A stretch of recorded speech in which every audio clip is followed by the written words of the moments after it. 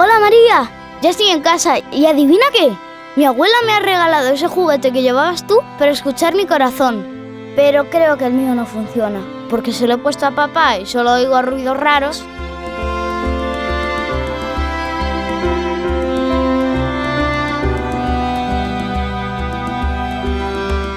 Hola Xavi, mira mi nueva silla de ruedas. Mamá dice que es mi coche privado, porque me lleva a cualquier sitio y esta sí que corre.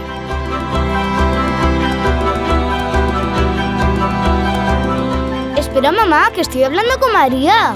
Desde que me curaste el cáncer estoy mucho mejor y por fin he podido volver a casa. ¿Podemos volver a jugar a las carreras por los pasillos? Te prometo que no se lo he contado a nadie. Dile a mis amigos los oncolocos que ya le he pedido a mi madre que me lleve a visitarlos. ¡Ay! ¿Sabes qué voy a comer hoy de postre? La gelatina de fresa esa que siempre me dabas. ¡Riquísima! Te quiero mucho, como de aquí hasta el hospital. Y que muchas gracias por cuidarme tanto.